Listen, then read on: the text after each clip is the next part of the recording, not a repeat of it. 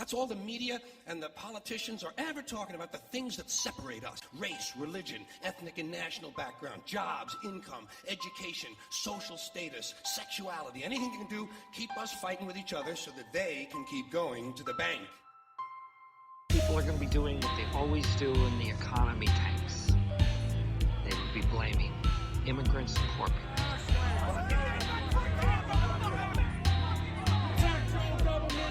This country has proven resilient based on the fact that its foundation is the age of reason.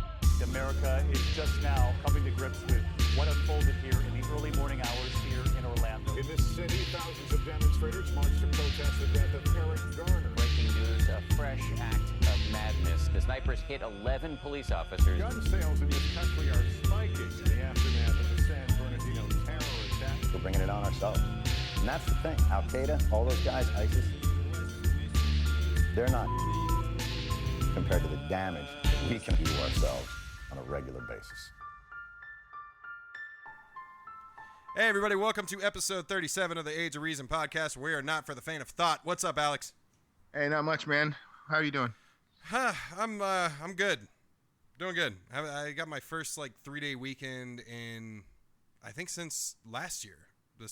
Since last Labor Day. This is the most time off I've had in quite a while. How are you? You just got back from Vegas, right? Yeah, I actually got a 4-day weekend, so yeah, we. You always gotta fucking one up me. You did this shit during the holidays too. Anyway, yeah, what'd you do? Yeah, me and my wife, we went to Vegas for a 4-year anniversary. Happy and anniversary. actually, thank you. We actually stopped in your old state for 10 minutes, Arizona. What the fuck? Why? We went to the Hoover Dam. It was too fucking hot over there. We were there for literally 10 minutes. We got back in and said, "Welcome to Nevada." I was like, "Okay, this is better." Yeah, fuck that. Arizona's no good, man. No, fuck that place. Yeah. Hey, and you had to have ran into something over there. So summer last year, we went to Vegas and we saw protesters for Christ. Any of that?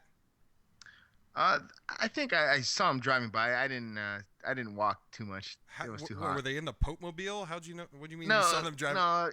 No, I was driving by. Okay, got it. They were posted in the bubble. In the bubble? No, but the one thing that I am seeing, and I see Nick's hat over there, the Raiders are looking to move to Vegas. So excited for that. Nick's not excited for that. Nick is flipping off the camera. He is not happy about it. Yeah, Oakland's not going to happen. They're too broke. So Vegas ain't going to happen either.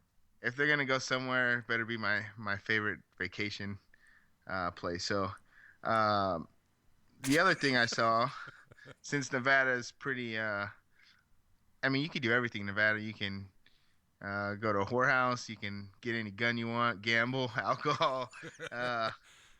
So because I saw a lot of Gary Johnson advertisements over there. I was gonna say there's 3 married men on this podcast. I was wondering where you were going with whorehouses. Okay, so you got some Gary Johnson supporters over there. Yeah, so I guess he's probably hitting Nevada hard trying to get the libertarians out there, but I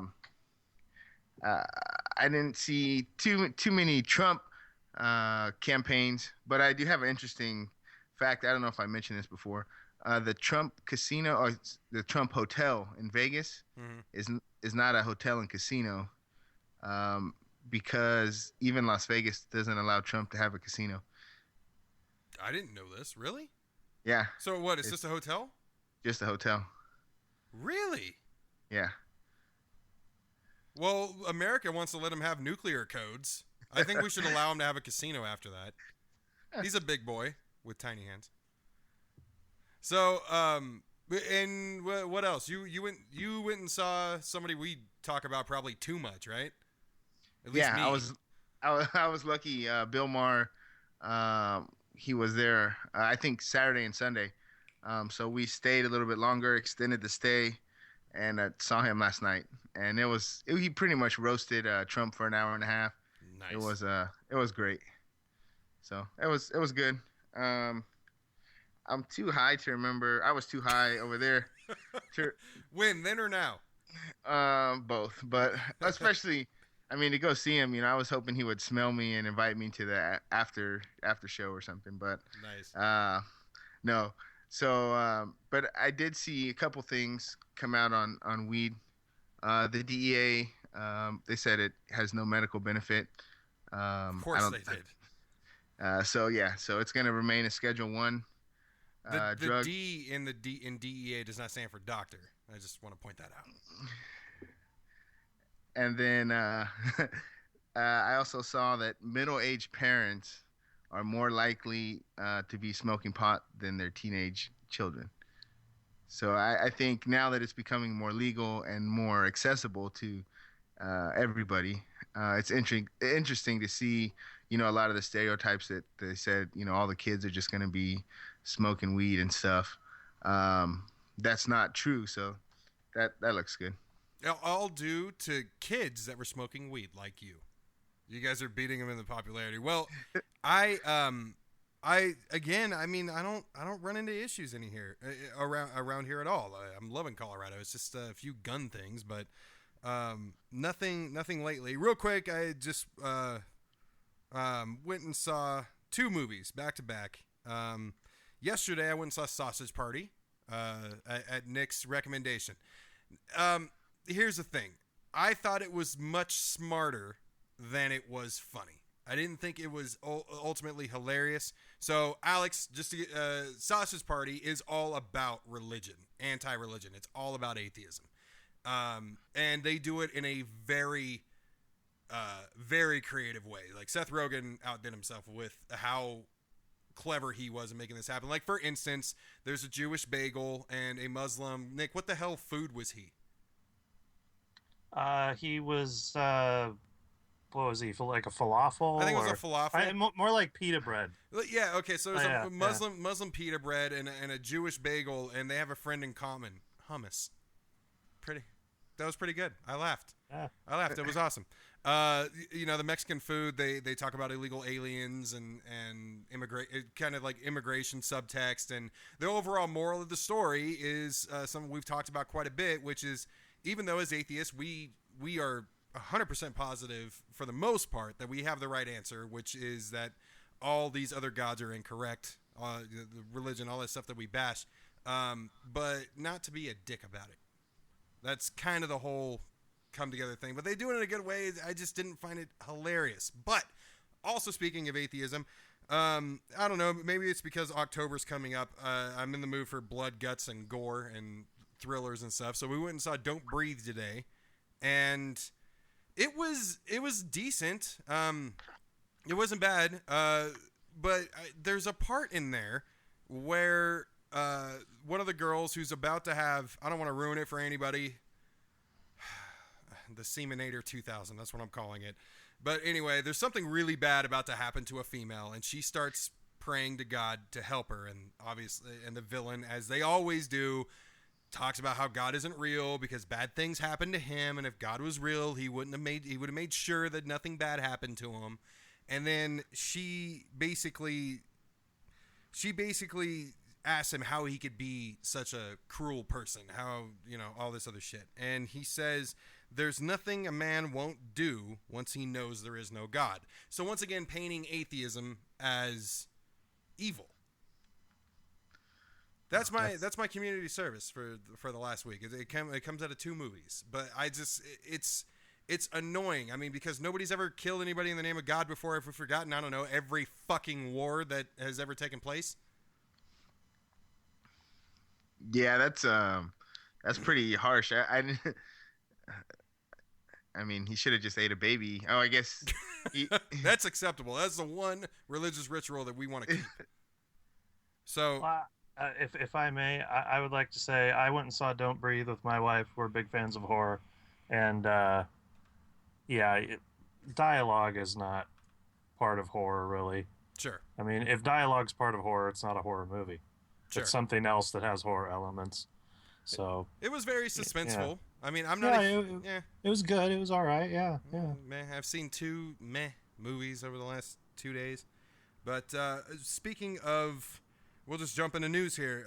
Speaking of cruelty coming out of religion, so in the state of Indiana, which is Mike Pence's state, VP nominee for Donald Trump, So a woman was sentenced back in February for felony child abuse for beating her 7-year-old son with a coat hanger. The son showed up at the hospital with 36 bruises, one of them being in the shape of the hook of the coat hanger across his face.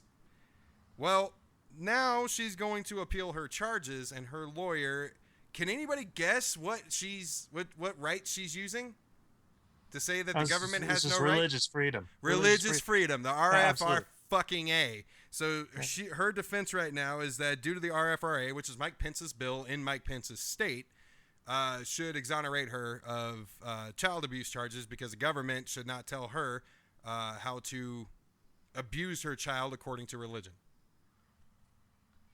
If I may there, while I was in Indiana just about a month ago, we talked to a gentleman who works with us from time to time, and we got him drunk, of course, and he was telling us about his childhood, as people tend to do when they have alcohol, and he was talking about how he grew up in a religious house with a father who was a pastor, and he remembered just on a regular basis how when the parents got together, they would brag about who beat their kids the most. As Jesus had intended. Well, I don't know. He didn't bring up that they said that, but he said it was just normal for them to talk about, yeah, he was misbehaving the other day, so I took out the belt and just whooped the crap. Oh, well, my kid the other day, I had to hold his face to the fire, and he said that was a normal part of growing up. Well, I think honoring your father is I want to say a commandment, right? So, I guess take it to the extreme, and that's what you get. But yeah, we need to get rid of those religious freedom acts. I don't know. Is she getting away with it? I mean, there's no update there. They did bring photos of the child into the courtroom, but it doesn't look like a decision has been made as of yet. But the problem is that, I think as people that are not religious, we're looking at this and we can honestly point out now, this is when your bullshit starts to backfire. Not that we agreed with the reason for it in the first place. And the reason for it in the first place was gay cake. But now it's adding more onto this. It's becoming worse. But I don't think anybody that it was for the RFRA to begin with is going to look at this and go, oh shit, what have we done? They're not going to do that. I think with primitive views like religion, I think most religious people, I would have to assume, are okay with physically disciplining their children. Well, it was never a problem for people I knew that were religious. Me neither. You? No, but I wonder if that stretches across, non-believers too. I guess I don't know. I mean, well, who knows what we'll do since, we don't believe in God. I did see real quick about Mike Pence that, this shouldn't come to much of a surprise, but in the 90s, I think he was in charge of the Indiana policy or something. And he wrote letters urging employers not to hire gay people. It's not a big surprise, but just to show what we're up against, unfortunately. Well, the extreme, Yeah, and let's not forget, this is the same guy that says that smoking isn't proven to kill because only 2/3 of the people die. Mulan was a strong liberal women in infantry political statement. And there was one other stupid thing that he did. I don't remember. I'm sure I could look it up, but those are two. Mulan was a left-wing liberal statement, and smoking doesn't kill people. We're not talking about the best and brightest here. Mulan? What? Oh, you didn't hear that? Disney movie? Yeah, the Disney movie Mulan was a left-leaning liberal agenda movie to promote women in infantry. She was obviously cross-dressing. Yeah, that too. I guess it didn't have enough priest penis in it for him like Little Mermaid did. Oh, God, I forgot about priest penis. That was his knee, McLean. That was his knee. Hey. Anyway, And let me see. Moving on here, we had 2 Texans were fined, kicked out, and had their guns destroyed from Canada for trying to sneak their guns into that country. In 2016, there have been 413 guns confiscated and multiple people prosecuted. And apparently, when they're stopping these guys, they are completely bewildered as to why they can't carry their guns into another country.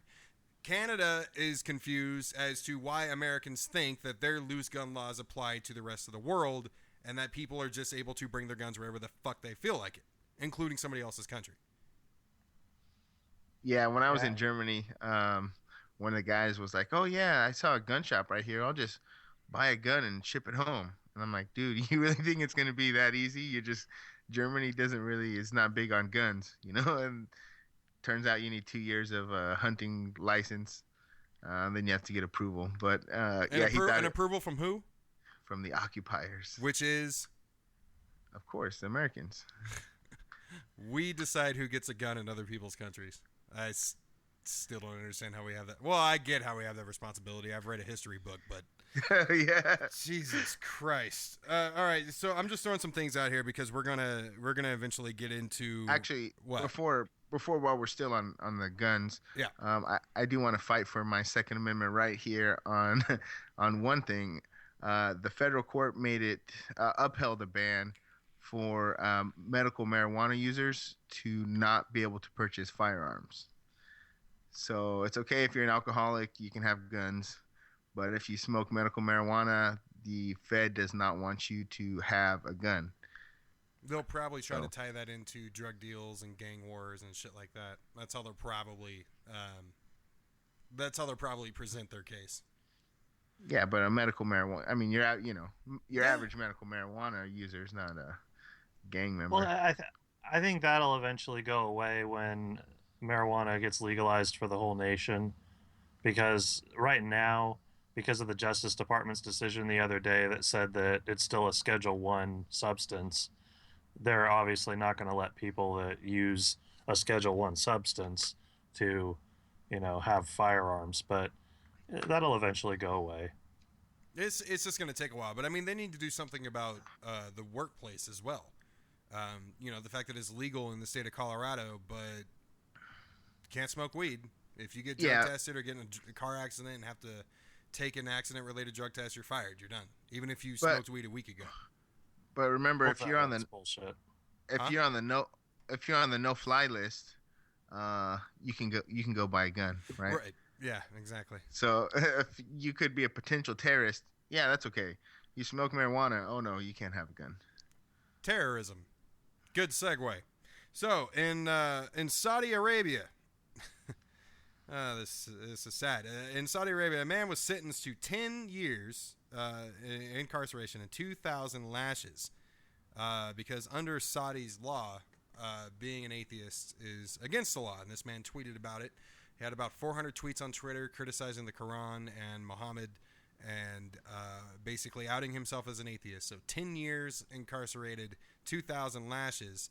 And I said, speaking of terrorism, because in Saudi Arabia, the law is that atheism is equivalent to terrorism. Isn't it funny how we look at them and think Muslim is related to terrorism? Just saying. There's only one group, as Bill Maher says, there's only one group of people blowing themselves up. Haven't seen an atheist shoot up a nightclub yet. No, you haven't seen an atheist shoot up a nightclub. This is just religious people. Sorry. I mean, I don't know of any cases where an atheist grabbed a Christian, took him out, lashed him 2,000 times, sentenced him to 10 years in jail for reading the Bible. No, we would beat them over the head with a history book or something. Try to beat knowledge into them. How unfortunate. One thing that came out, I think last month, but I didn't get a chance to read it. ISIS came out with a list of 6 reasons why they hate Westerners. So I just want to go over it real quick just because it kind of relates. Number 1 is because you are disbelievers, right? So that's straight off the top. Makes sense. Guilty. You don't believe, right? So no matter what, a lot of people and Bill Maher talked about the regressive left a little bit last night, but a lot of people will say, oh, we're over there, we bomb them, which obviously that doesn't help the situation, Sure. right? But their number one reason straight off the top is because we don't believe in their God. Well, so wait. Do we even need to go through the next 4 then? Because that pretty much supersedes everything else, right? Yeah. I mean, after that, we're already fucked, basically. I mean, the guy who wrote this list must have been sitting there for 3 hours going, number 2. Oh. Number 2, I mean, because you are liberal. We hate you because you secular liberal societies permit the very things that Allah has Wait, did they actually write this to us? Yeah, no. I was just saying, number 1 and 2 are like spot on. If the third one says, I hate one of the host's eyebrows and the goatee on the other one, yeah. This is straight at us. The third one is because you are an atheist. That's number 1. No. Oh wait, no. Number 1 is that we don't believe in their God. Yes, exactly. Oh. Number 3 is an atheist. In the case of the atheist fringe, we hate you and wage war against you because you disbelieve in the existence of your Lord and Creator. I take exception to the word fringe. We're the second largest group in America. What are they talking about? We're mainstream, baby. We're just Yep. Number 5. Finally, when you get to number 5, it's for your crimes against Muslims.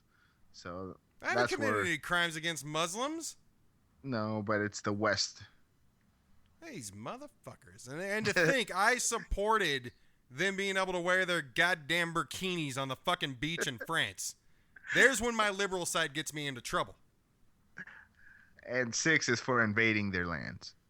Yeah, guilty. I mean, not for me, but I mean, for Yeah, America. yeah. So I think mean, 2 and 5 are actually we're kind of guilty for 2 and 5. I think 5 and 6, right? I mean, 5 and 6. Wait, which was the? The crimes against Muslims. I mean, I guess that one's we don't have to invade their land to drone strike them, right? We're invading their airspace.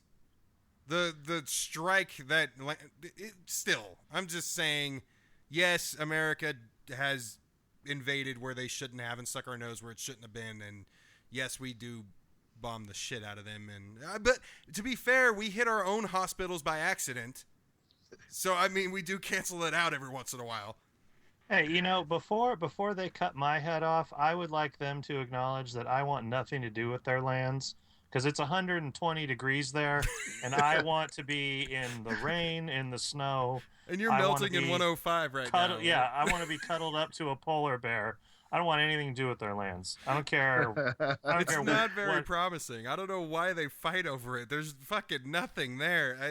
I call me guilty of 4, not 5. I'm. There's oil. Yeah, but we're supposed to be getting off of oil, man. Fuck oil.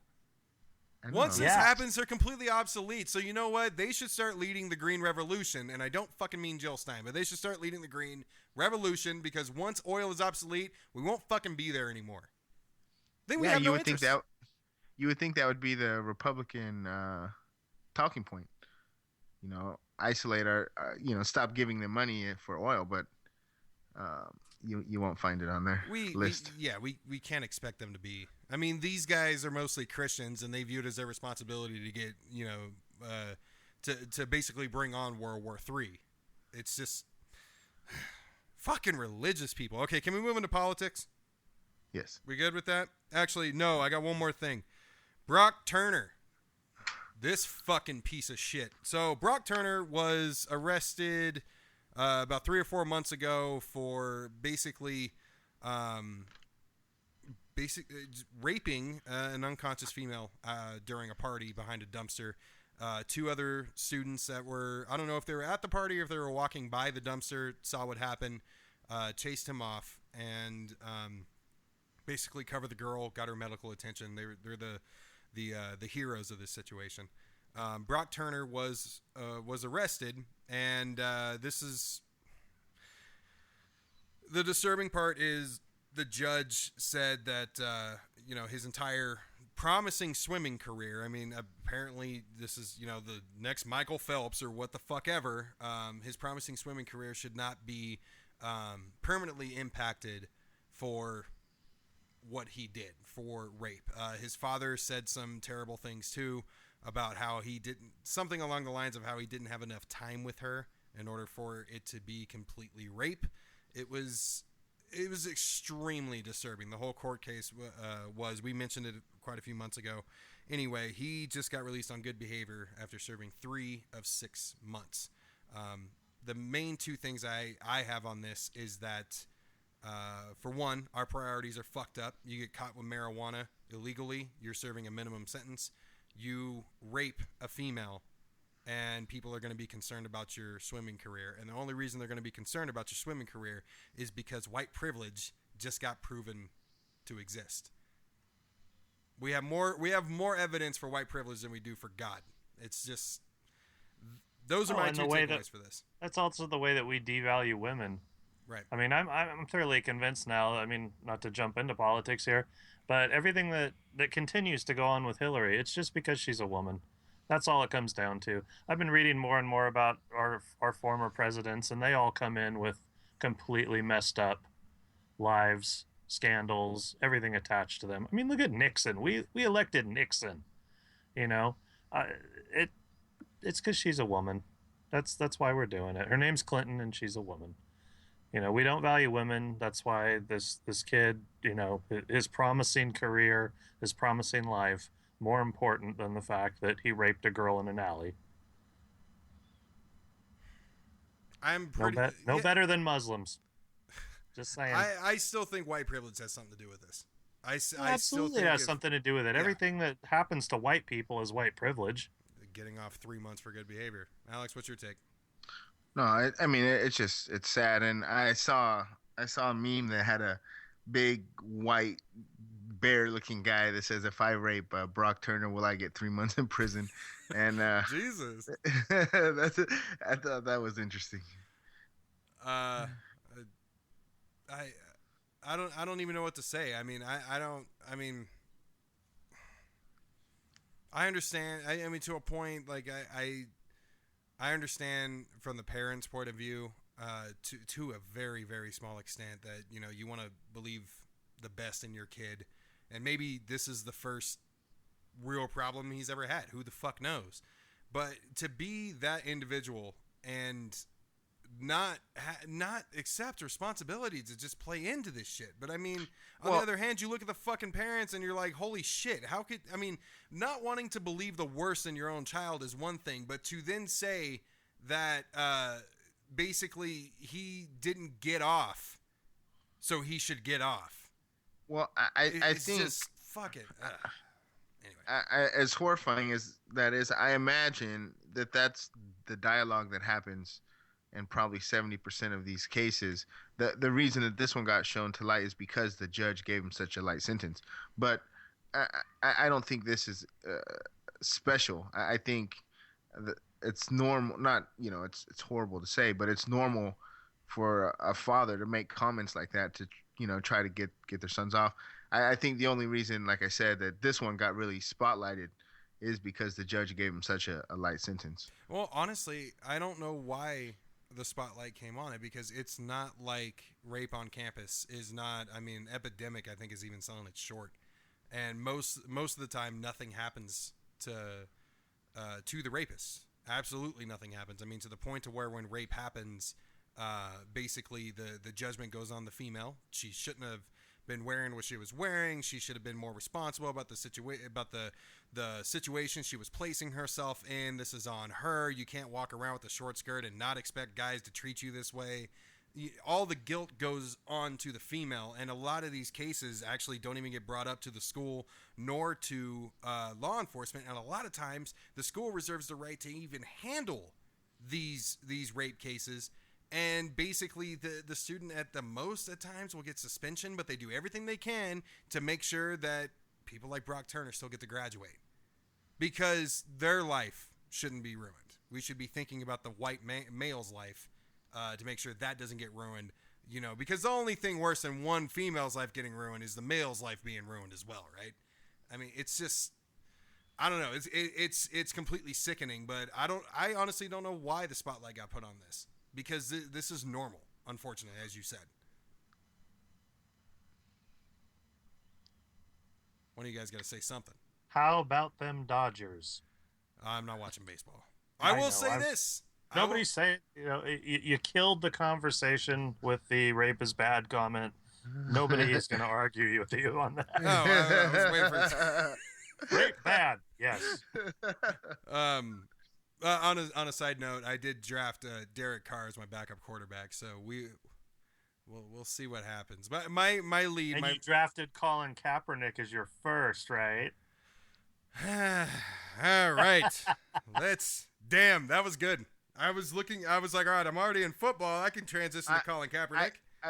Before I did want to mention something about Hillary. She, you know, we talked about, you know, Bernie said, you know, we still need to hold her accountable, right? And it's interesting, the things that she's doing right now is still fundraising for the multi-rich, multi-million-dollar fundraisers, when she has more than double the campaign cash on hand than Donald Trump. It's still frustrating as somebody who still feels like she needs to earn my vote. That seems like she's playing more to the elites and even to Republicans, trying to switch Republicans over than small. Real quick, how much time do we have left? Completing the episode here. 30 minutes. 30 minutes. All right. Go ahead, you two. No. I want to ask you, Alex, a question, because Bernie's people just fled his new organization in huge numbers over him rehiring his old campaign manager, because his old campaign manager wanted to start accepting money from corporations and large donors and everything. And basically that was explained as, you know, in order to keep the revolution going, we're going to need to take the money. And yeah, but I see both sides of it, but here's the point that I've always said is critical.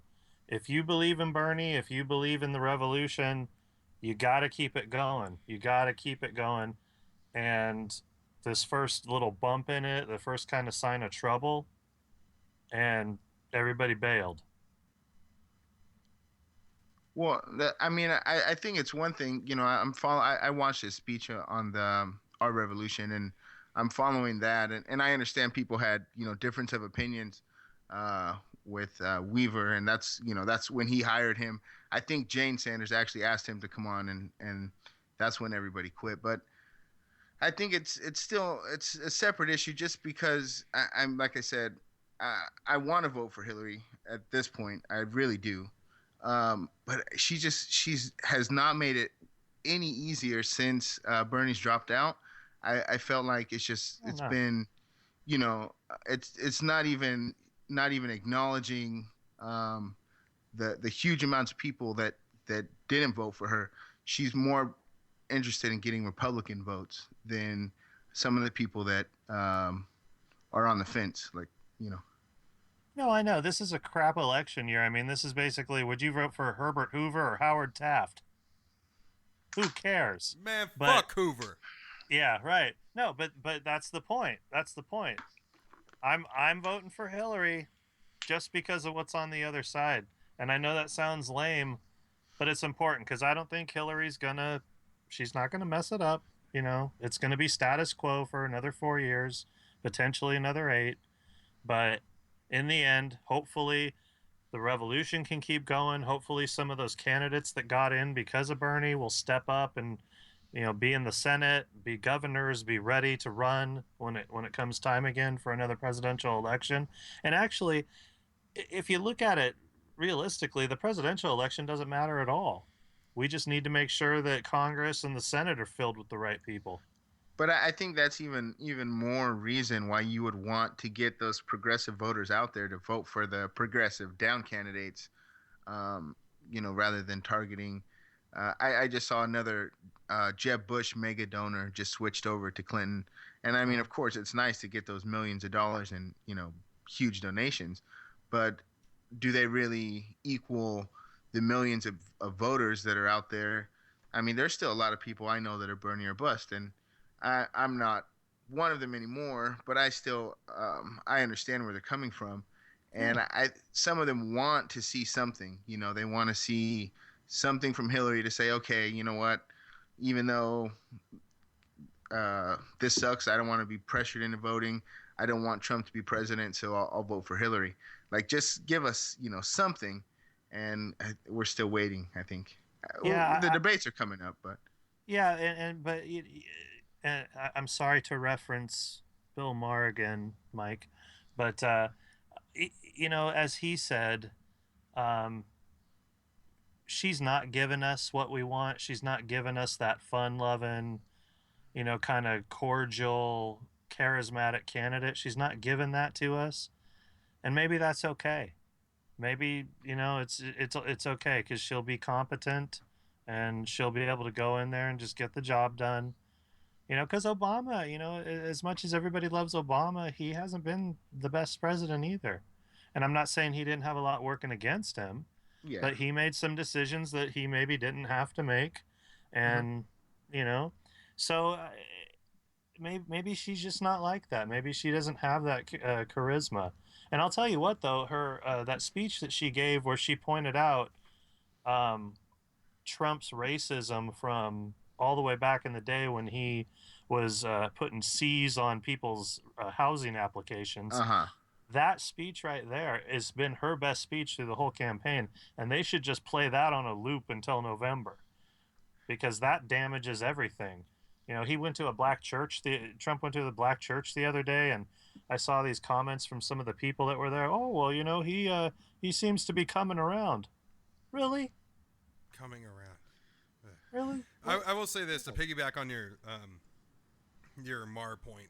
Another thing that he said is that Clintons are not they're not the revolutionaries. They are the revolutionary supporters in a way, meaning it takes they will not be the ones to go against the grain at first. No. They're not going to be that person, but once they get it, they're on it. And I think that's really what this whole thing comes down to. I have not, with the Bernie or bust argument, I have not denied the gun to our head analogy. I see it. I know it's there. I get it. But that is the reality with this. And I think really with Hillary Clinton, for me, I think Bernie set the bar so high for me that to not expect a Clinton to be a Clinton. I mean, don't get me wrong. We want Clinton 2.0.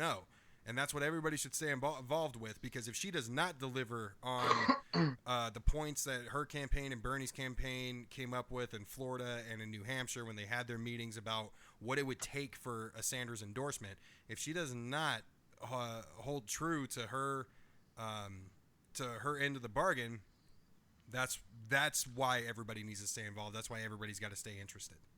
The reason that I'm honestly concerned with it is, as much as Trump has shot himself in the foot over the last month and a half, she should be blowing him out of the water, right? If this was honestly, and not just saying a pipe dream, if this was Bernie versus Trump, it would not be a race right now. No doubt. It would be over. Of course. Right. So my concern is, if she loses this, and I said it from the beginning, you can't blame the Bernie or bust people, because they need something. Those are voters that she has not gone after, and you're right. It should get close. It's going to get close from day one of Bernie. I think the day before he officially endorsed her, the day before the convention with Debbie Wasserman Schultz, she and her giving her an honorary chair position in her campaign. She is not making this easy at all. As a matter of fact, I called Nick as soon as I heard that fucking news, and I'm like, what is this fucking idiot doing? Like, she's not pandering to the people that she should be going after, which are the Bernie or bust people. She should be doing that. However, I still view it as a move of selfishness. I really do. I mean, you didn't get what you wanted from Hillary, so you went ahead and said, yes, pull the trigger? To me, that's not reasonable by any stretch of the imagination. I don't find it to be reasonable. But don't get me wrong. I do agree with you. She is not making this easy for anybody that is on the fence. She's doing a terrible fucking job. But I will also say this. And Nick, I'll turn it over to you. But I will also say this. The Republicans have spent 2 years on her. And because of everything, and because you have Bernie come out of nowhere and not just point out flaws in Clinton, but point out flaws in our entire system and everybody that's ever ran for this office. Yeah, but he was the other choice. No, I know. But you're asking, why are they neck and neck? I think the reason why they're neck and neck is because the right-wing media and the right-wingers themselves have done a fantastic job getting people to associate her name with liar and untrustworthy. And I know there's evidence for that. I know we've seen it. I mean, even if you want to take her $15 an hour minimum wage shit that she said she was always for, which is bullshit. Even if you want to take that, fine. There is some evidence there, but they've had 2 years that they've been working on her, and you have Bernie come out and basically bitch slap the entire political system, and she's now the front runner that he lost to. So there's animosity because ignorant people were fed bullshit on the right, and because reasonable people at one time were fed the truth, and now they're losing their reason because the truthful person lost to her. That's my take. I would like to point this out, though. I absolutely wanted Bernie. I still do. But one thing I had to remind myself of was this. Obama, when he got elected, had the Senate and the House. He had both of the critical things he needed to pass any legislation he wanted. He could have rammed everything down everyone's throat. And socialized medicine, or single payer option, as we like to call it here, that was on the table. And it just got whittled and whittled and whittled. And that wasn't because of the Republicans. That was because of the Democrats. The Democrats were the ones that sat there and said, I can't get this through in my district. My people won't support this. So even if Bernie got elected, he would be facing a Republican-controlled House, possibly Senate. And what would he have been able to do? And at least, and I know that this is a crappy choice, but at least with Hillary, who has been in the Senate along with Bernie and has done the wheels and the deals and all of that stuff, at least she's working both sides at the moment, and she's getting Republicans to come over, and she may be able to get some stuff done. Now, the scary unknown is, what is she going to have to give up in order to get done what she wants to get done? But if you can imagine Bernie Sanders in there, not compromising, not bending, going straight for the most liberal and progressive ideas that the country's ever seen, the Republicans are going to just they're not going to do anything for him. So yeah, go ahead, Alex. No, I think that's fair, but I think that the difference is with Hillary, you have to worry about her, her hawkish, that's her conservative. The thing that ties her most to the conservatives is military, right? I would say the policy-wise that she has in common with conservatives. So she's going to bend more there, whereas I think, Bernie, and again, I think Bernie honestly would do better for the down candidates than a Hillary Clinton would. But I think that it would just be different tactically, because the things, he would compromise too, but the things he would compromise on would be different, where she would say, I like your war strategy, and then that's one of, as liberals, kind of our biggest thing is the military. Well, as far as her being, but as far as her being a hawk, though, I'm not giving her a pass on that. But a lot of people voted for that war too. Obama voted for the Iraq War. They did it because they were afraid of what it would do to them politically if they didn't. And I understand that that's still wrong, but just because we've got the one saint that didn't do it, no, we can't it's not crap just all over the others. No. It's not just the Iraq War. I can't think of his Kissinger. You know, she's Yeah. Oh, her- man. look at Kissinger and look where she's at with Kissinger, and she's a mentor of he's a mentor of hers. I would say it's not just the Iraq War. She has a history of being hawkish. I would say. Okay, so we're gonna count that as your guys' final thoughts because we got to get into the other thing. So I'll give mine, and it's not gonna open up any doors to new arguments, I don't think. But I will say this, Nick, in response to control of the House and the Senate, if Bernie were to take over, Bernie said from the very beginning that he's not going to be able to get a whole lot of anything done unless people stay involved and get those houses turned around. So that was to be expected. Getting him elected was only the first part of the battle. It was by no means the end of it. And what I will say about anything regarding Hillary Clinton, because Alex, I agreed with you when you said there's not going to be too much of a difference between the foreign policy between Trump and Hillary Clinton. I do think there will be a very big difference between which one is going to be led to a war due to a temper tantrum. But foreign policy-wise, you're right. They both do listen to the same person. However, I do still really believe that Hillary Clinton takes this very heavily and does not take being the first female president lightly. And at least for the first 4 years, she's going to want re-election. And with all these with the sleeping giant that could possibly be awakened, and I hope it does, of all these Bernie people that are left over, if they are, and we all continue to be dissatisfied with Hillary Clinton when she gets in office, that a sleeping giant of a third party may be awoken by 2020. Either way, I mean, this is kind of a wait and see thing. But again, I mean, the side that won me over, I think is the same side that won both of you guys over. Other than foreign policy, other than economic policy, other than the dirtiness and the sleaziness of a politician that is Hillary Clinton, she will not overturn 100 years of civil rights progress. So anyway, with that, moving on. Back to I drafted Derek Carr as my backup. And speaking of quarterbacks, Colin Kaepernick famously decided to sit out, not for the Pledge of Allegiance. Please stop calling it the Pledge of Allegiance. He sat out for the Star-Spangled Banner for our national anthem at one of the preseason games. So, Nick, I'm going to turn this over to you because you live in Turlock. Alex, you're not far away, but you live in Turlock, so take it away, man. What's going on with all this? Well, first off, the Pledge of Allegiance needs to go away. Second off, the national anthem needs to go away too. Back to Kaepernick. You can't start with that. That's a whole other conversation. No, this is part of the conversation because here's the thing. Turlock is going nuts.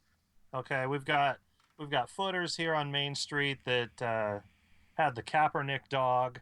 All their menus now have Sharpie blacked out Kaepernick on it. People are burning Kaepernick jerseys. The high school he went to, the faculty and the staff is forbidden to talk about the issue. That's crazy. Yeah, I mean, it's nuts. And of course, over here, Colin Kaepernick, what he did was a complete atrocity and an affront to this all of a sudden frightening level of almost Nazi-like nationalism that's going on in this country, where you can't say anything that you believe in anymore. You know, so much for the individual, so much for freedom of speech, you know, but now everyone's losing their mind. Like the Joker said in The Dark Knight. You know, people just lose their mind, you know? And the funny thing real quick is people are so quick to call liberals like pussies. We get offended over everything. It's, you know, one guy doesn't freaking stand up for the thing, and right. This is what we get. Hey, you watch your mouth. They're talking about the red, white, and blue right now, God damn it.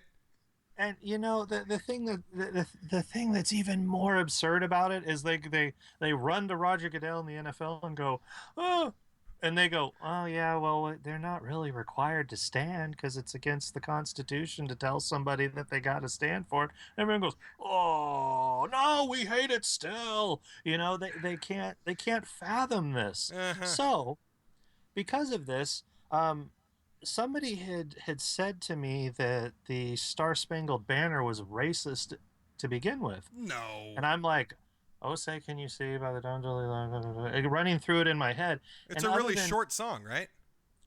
It's just that one verse, right? No, it's not. It's There's longer. more? You know, and aside from the fact that, you know, I'm a big hockey fan, so when I go to hockey games and they play a Canadian team, we get the Canadian national anthem and then the American.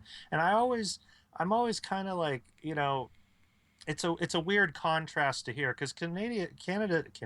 God, I can't believe I said that. Canada's national anthem is very peaceful. It's very like, yay, and we're all together, and America's is like bombs and rockets, and we're brave and kill, and so so I look up the little history of the Star Spangled Banner here, and you guys probably know some of it because you grew up in America, and we were told Francis Scott Key wrote it, right? Do you remember hearing that? The name rings a bell, but like you rings said, a bell. I don't think we so. were Do you remember educated. I thought it was written We by were Betsy educated in Ross. I'm not America. sure. Was it Do Betsy you Ross, remember right? do you remember hearing that he wrote it while he was a prisoner on a British ship watching the Americans win this battle? No, yes, I remember that story. I can't say it was Francis Scott Key, but I do remember the story that he wrote it the day after one of the Revolutionary War battles. Yeah, because that was bullshit, apparently. So Francis Scott Key, he was an aristocrat. He was a city prosecutor in Washington, D.C. at the time. He wasn't necessarily anti-slavery, but he did think blacks were mentally inferior and that their masters should treat them nicer because it's just the Christian thing to do. Slavery? On top of, yeah, Oh, okay. yeah. So on top of that, Agreed. he also supported a movement that would send free blacks, not slaves, because they were owned, but free blacks, send them back to Africa because nobody owns them and we don't really need them around and they're mentally inferior anyway. So the thing to the national anthem. So Francis Scott Key during the War of 1812, he was involved, of course. I believe he was a lieutenant, I want to say, and he had he took exception to the British, of course, and he took exception specifically to the Colonial Marines. These are not the same ones that went and defended LV-248 in Alien. Different Colonial Marines. Now I'm lost. And somebody will correct me on that. I know it was LV, but I forget what the number was. Anyway, the Colonial Marines were runaway slaves that fought for the British.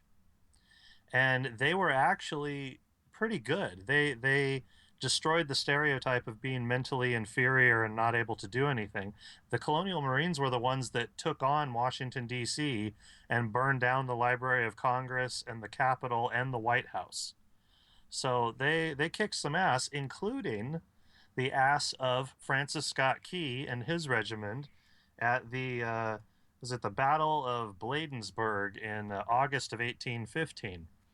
So just 1 month later in September, he's aboard a ship trying to get his buddy released from the British. He wasn't actually a prisoner. He was just trying to arrange for a release, a prisoner exchange.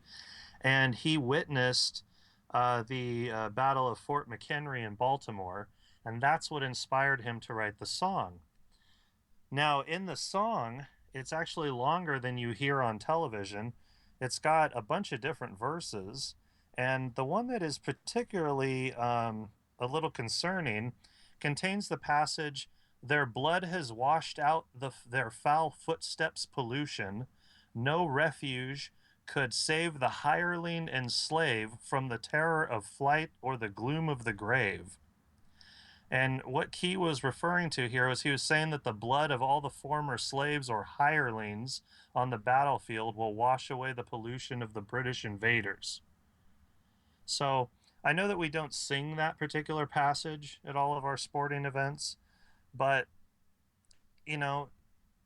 if you have an offensive song or if you have a song that contains something like that, like just for instance, I remember that I believe it's called Rock and Roll Number 2 or something. You remember that song that you hear at a lot of sporting events? Da-na-na-na, hey! Da-da-da-da-da-da. Yeah, that was written by a guy who was charged with child molestation. So a lot of sporting arenas just, okay, we're not playing it anymore. We're going to pick a new victory. I totally forgot about that song. Right. What's the difference here? I don't know. Well, Yeah. I think I guess part of it you have to go back to the times, right? Because even, our hero Charles Darwin believed that the Negroes were an inferior race, So I obviously that's not what we believe now. We've came a long ways from there, but I mean, there was some very educated people that they just hadn't came around to reality. So I don't know. I guess I would kind of defend him a little bit. I don't think. But I don't know. I mean, but just like we talk about with the Constitution, I mean, especially when it comes to the Second Amendment, the founding fathers did an amazing job building or writing something rather, and building an ideology that can stand the test of time. But that does not mean that they got it 100% correct.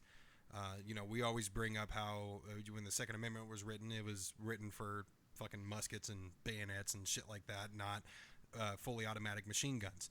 So, with that, I mean, we've talked about national pride on here. I'm not for it. I don't believe in having pride in something you didn't have anything to do with, and I had nothing to do with being an American.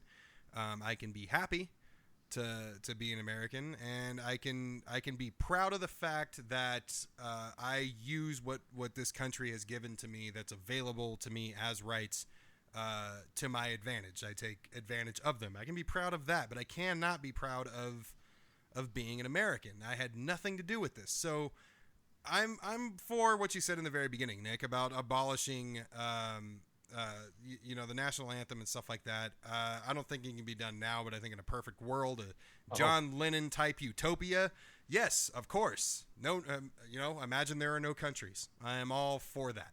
Ooh, But- let's replace it with Imagine. That would be perfect. Oh God, that would be amazing, wouldn't it? And I didn't mean to go off on a tangent on this here, just specifically about the national anthem, because I know we were talking about Kaepernick, but I mean, in that, I can understand if an African American doesn't want to stand up for that song. Yeah. Yeah, I completely support his right to. Unfortunately, for me, I hate Kaepernick. I always have. Now, wait. Is this No, your absolutely. Raider? Is this your guys' silver and black blood? Is that what this is? Mine is not. I actually have a defensible reason for this. I have a reason to. A couple years ago, I was in a 7-Eleven picking up some drinks for my family. Of course, that's a hot day here. And there was a gentleman behind me who was listening to the conversation I was having with the clerk about football. And the clerk brought up Kaepernick and his 49ers. And the guy behind us started giving the whole, yeah, Kaepernick. And I was like, you want in on this? And the guy started talking. He was Kaepernick's teacher here at the high school. Talked about how he was the biggest prima donna. He was the biggest son of a bitch, his words.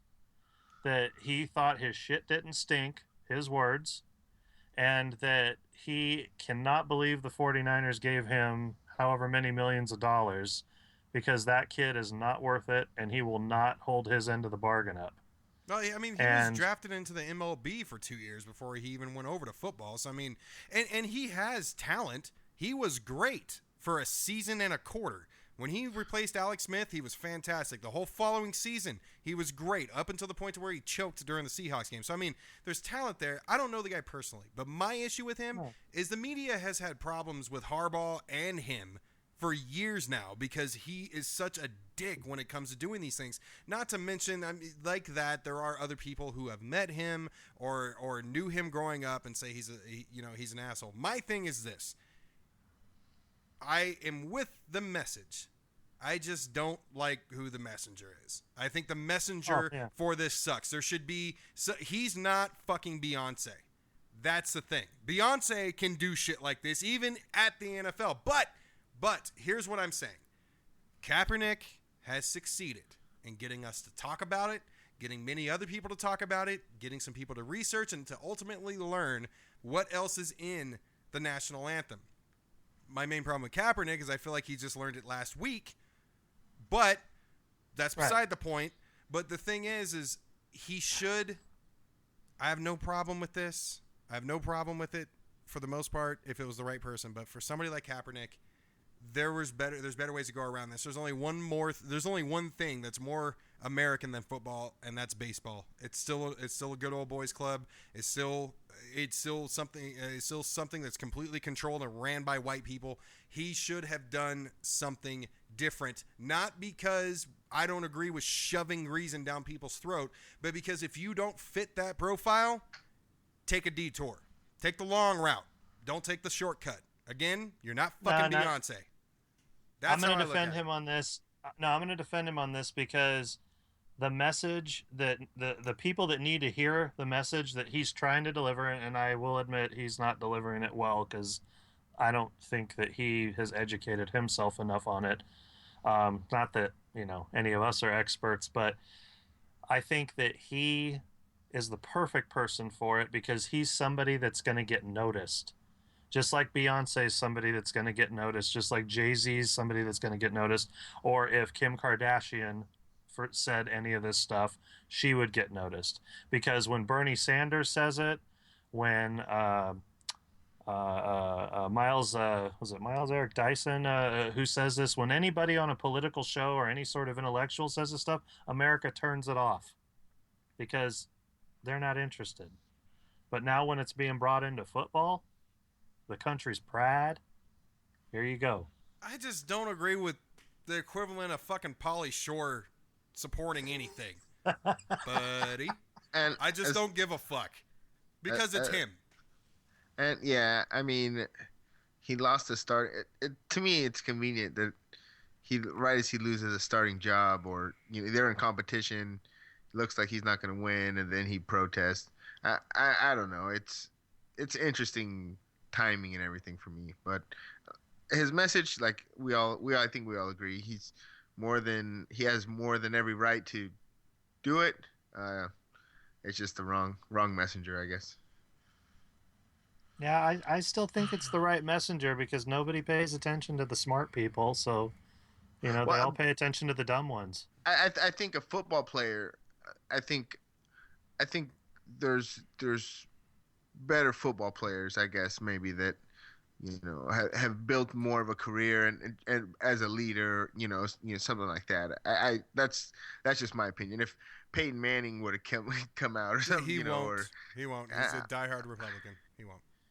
I know, but Russell what I mean? Wilson. If Russell Wilson may be able to get away with this, even though he's only been in the NFL for the same amount of time, I feel like even Russell Wilson or even Marshawn Lynch from the Seahawks would have been able to deliver a message like this and receive less blowback. But I will say this, I'm pretty sure this will be Kaepernick's last year.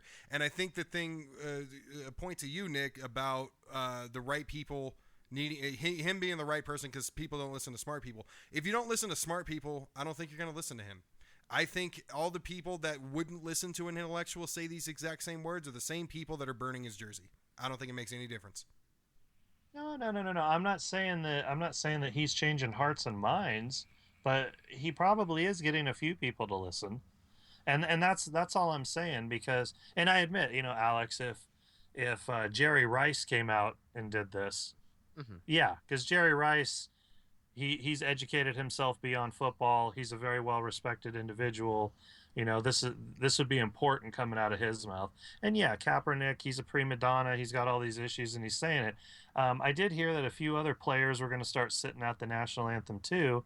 I have not seen that yet, but again, it's only been a week, so I just think that this country doesn't hear messages that they need to hear.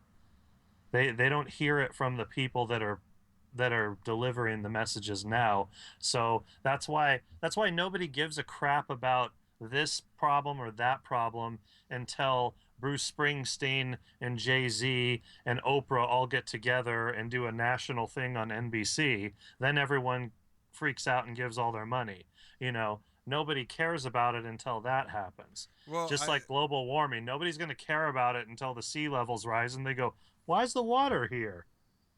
Oh shit, we need to do something about this. Let's all hold hands and light matches." Did you hear about the golf course in Scotland that Trump built a wall around? They actually found the reason why he did that, and he actually put due to climate change risks. Yeah. Anyway, the other point I want to make about the Kaepernick deal is this is the same thing about Black Lives Matter and Blue Lives Matter. Everybody is saying that by him doing that, he is not supporting our troops, knowing that has absolutely nothing to do with what his message is, even though it's questionable whether he realizes what his message is or not. I think he just wasn't paying attention. That's got to be what it is. Who knows? Anyway, so with that, we got to go ahead and conclude. Nick, thanks for coming on. I'm gonna have to get to it next week. So we asked you guys to give us questions, and we did get a few, but the burning or bust conversation I should have known was going to be inevitable, but took up the time I was going to use for that. So we'll get to the questions next week that you guys sent us. So thank you for those. Keep sending them, and you can do that at AOR_podcast on Twitter, the Age of Reason podcast page on Facebook, or at AORpodcast.com. Thanks, everybody. We'll see you next week.